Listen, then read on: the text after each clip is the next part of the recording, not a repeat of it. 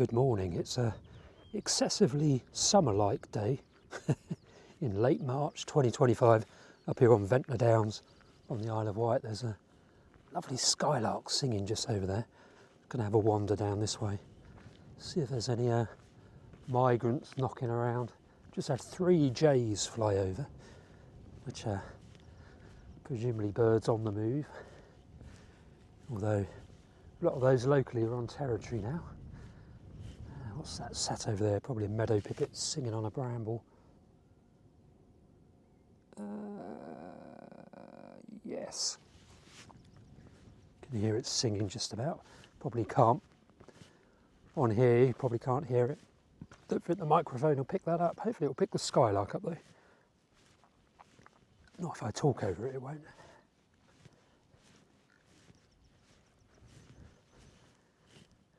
Which way are we going to walk? I think I'm just going to drop down the slope a little bit. So yeah, we're on Ventnor Downs, which is a cracking area for visible bird migration, and so visible bird migration, the birds going overhead, and land bird migration, you know, birds actually on the deck, on the ground.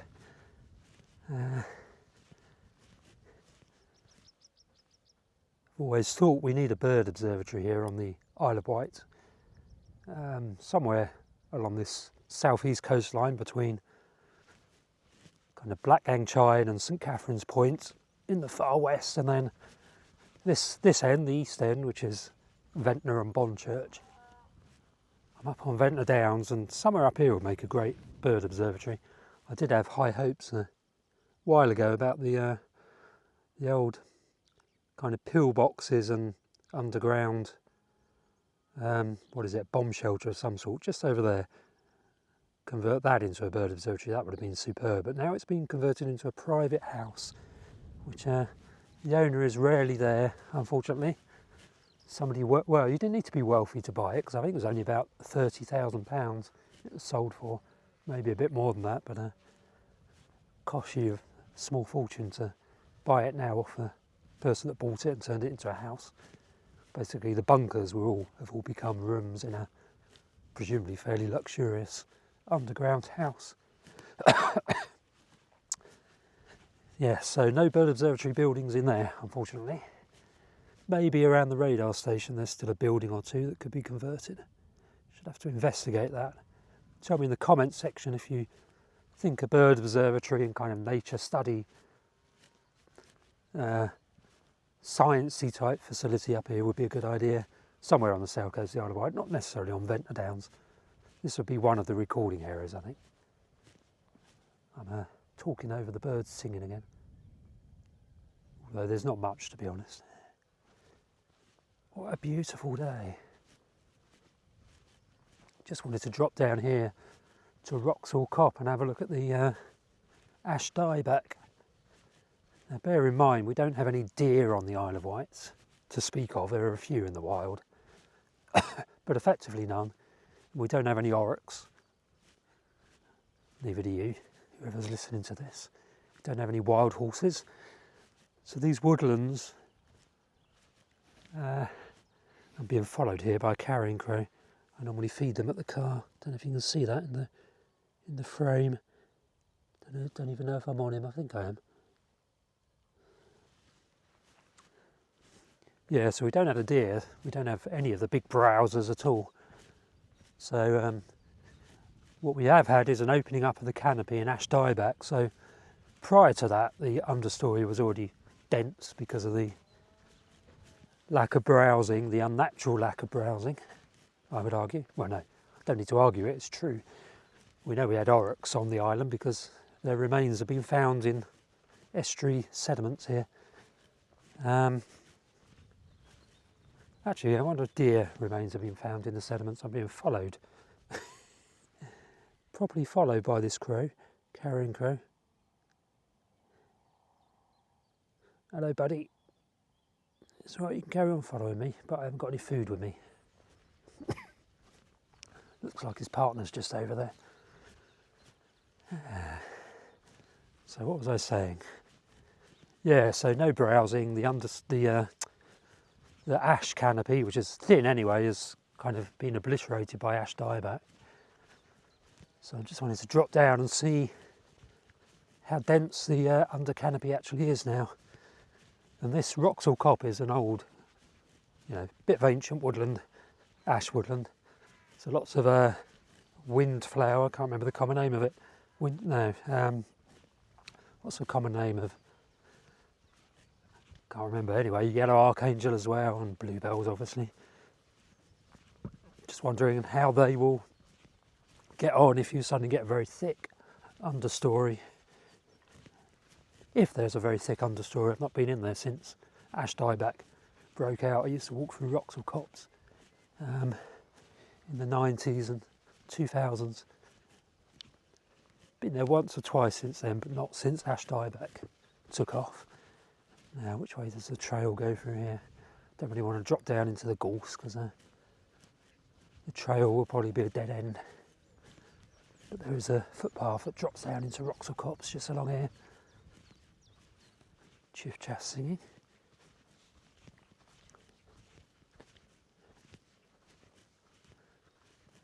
So yeah, the great thing about the Isle of Wight in terms of bird migration is it's just that bit further east than Portland. It's right in the centre, slap bang in the middle of the south coast. And the volume of visible migration going overhead and grounded land birds can be just superb up here, up on places like Ventnor Downs here. It's a bit difficult in the undercliff itself because there's so much cover, but I had a little fall of migrants day before yesterday around Ventnor, loads and loads of willow warblers and chiffchaffs. Well, quite a few willow warblers and chiffchaffs, bit of an arrival in foggy conditions. So yeah, you get such a high volume, especially up here on the summits in spring and earlier in the autumn. And then later in the autumn, the visible migration really kicks off. And as it gets colder up here, the birds drop down into the undercliff. And you get really high concentrations of philosks. And up here, it's really good for redstarts and spotted flycatchers in particular, windchats, that kind of thing. Takes a lot of hard work to cover it though and get a reasonable count of migrants. Great thing about up here though is that it holds the birds throughout the day, so they don't all just shoot through. Obviously in spring they shoot through wherever they are, but here in the autumn they just stay here all day. And later in the day, when the last of the sun is kind of still warming these shrubby habitats, they're just full of concentrated migrant birds. So yeah, tell me in the comments section if you think we should try and raise the funds to create a bird observatory here. I've done a bit of feasibility study a few years ago, and yeah, we thought it would be feasible. Just need to start raising the money to make it happen really. So I'm just dropping down now towards Wroxall Copse.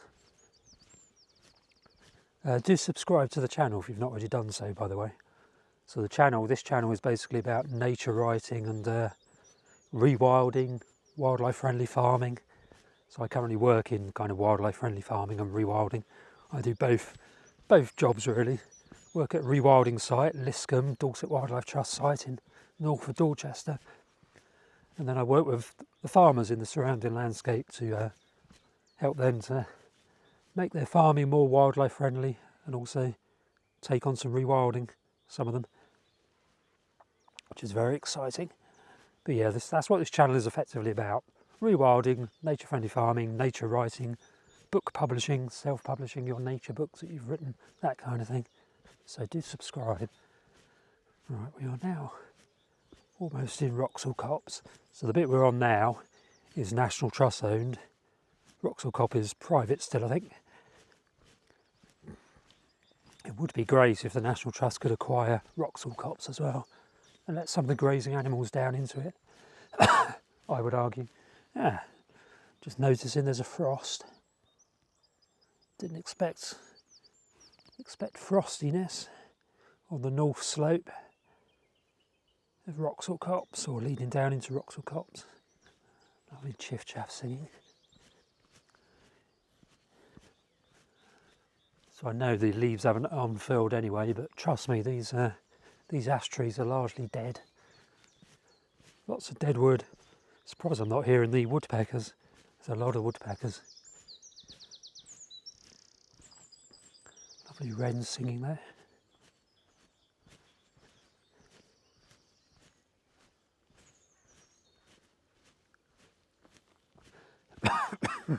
Excuse me. It's the National Trust sign.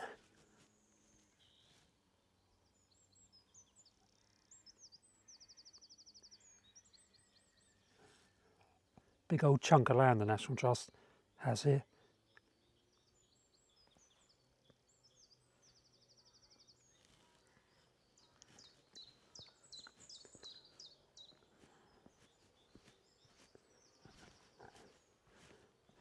Try and work out how to open this. Is that right? Yeah, that'll do.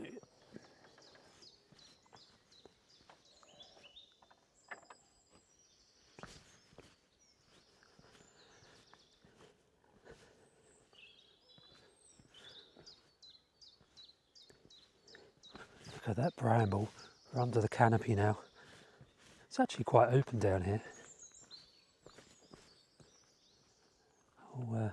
Whole collection of footpaths. Let's bring the gimbal back down, get it under control. That's better.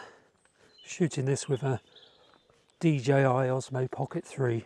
Great little camera with a gimbal. But I'm a bit incompetent, so I confuse the gimbal. So the under canopy isn't actually as dense as I assumed it might have become. Lots of wild garlic on the ground. Still pretty open. Well, open along the path. You go that way, it thickens up. I suppose it's not surprising that it's not got particularly any denser because, as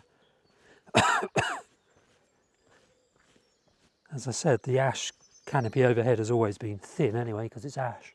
It's not particularly, doesn't cast a particularly deep shade.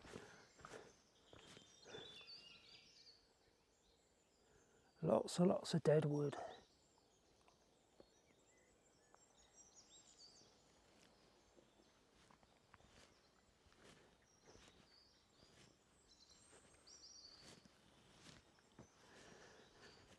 Just going to go down here because the owner of this wood owns all of the farm just below.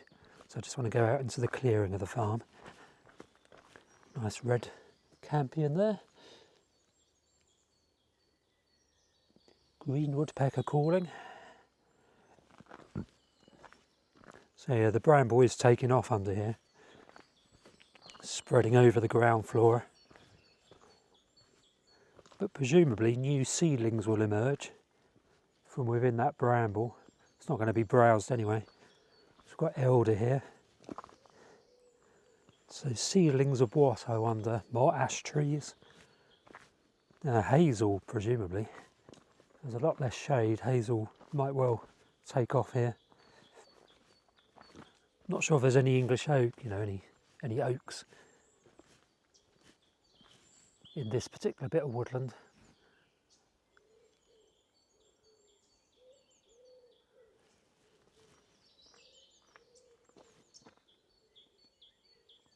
A few hawthorn coming out from the bramble as well. So tell me in the comments section if you're dealing with ash woodlands on a chalk like this that have been knocked out by ash dieback. What's happening to the understory where you are, where you presumably have lots of deer? Is it thickening up like this? Still very open here. I'm surprised actually. I thought it would have got away a bit more quickly than this bramble, but it certainly is getting away.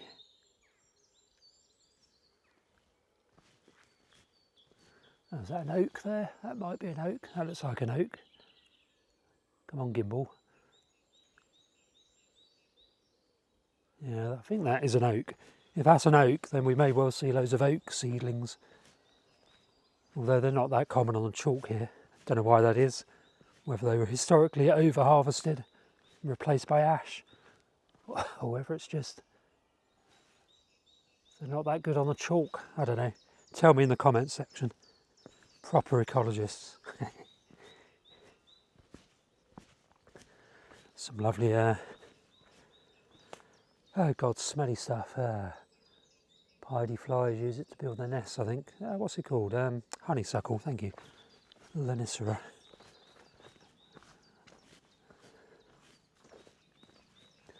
Some nice hazel. It's been coppiced. Well, that one there's an elder, but this one here is a hazel. Ugh.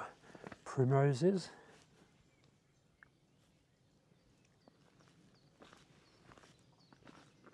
Lots of wild garlic.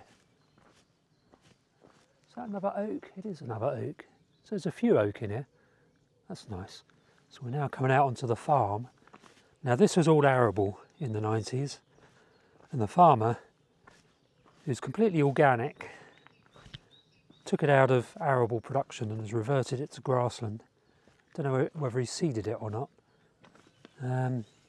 Michael Poland, I think, is the owner. And it's now a lovely, well, yeah, it's a lovely area of kind of pastoral habitat.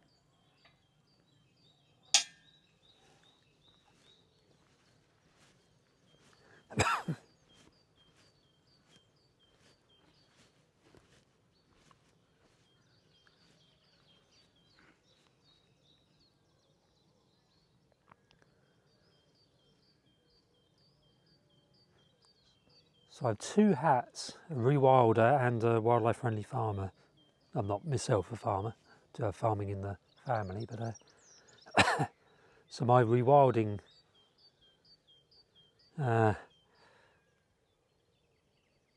whatever tells me that this woodland should be allowed to expand out, and on this side, we swing back round, on this side it had begun to expand out, but the farmers actually chopped all the regrowth off.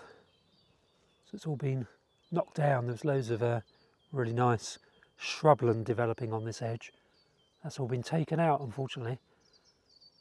Now it's just all gone back to grass. But it is chalk, species-rich grassland developing.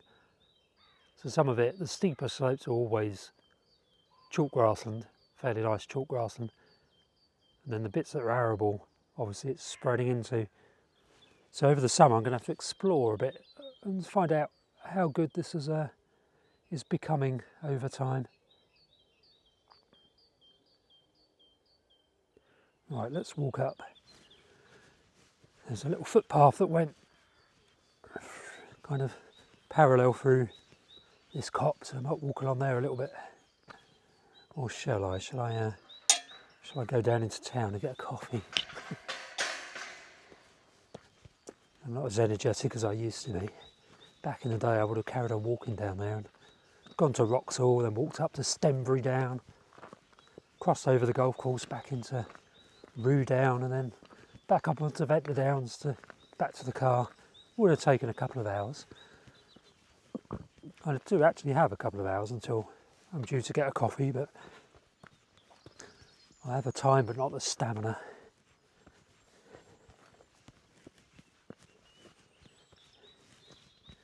Let's listen to some bird song, I think.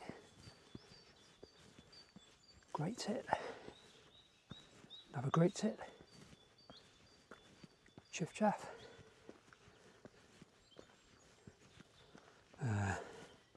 Chaffinch. Not singing, just calling.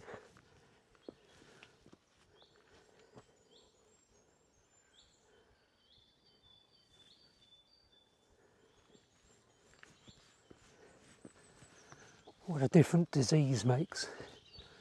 What a difference disease makes.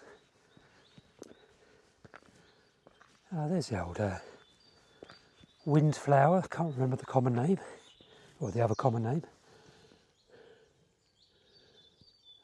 Can you see that?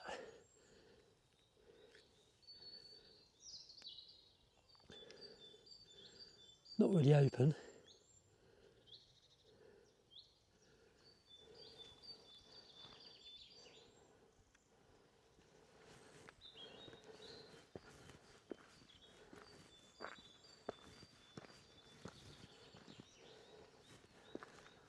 Chaffinch song.